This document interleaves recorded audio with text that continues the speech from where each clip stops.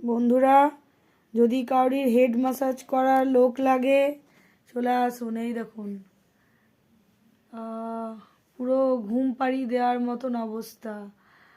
ছোট্ট ছোট্ট পুচকু পুচকু হাতে হেড ম্যাসাজ চলছে। কাউরির ম্যাসাজ লাগবে, হেড ম্যাসাজ, চলে আসুন, অ্যাভেলেবেল আছে। খুব সুন্দর।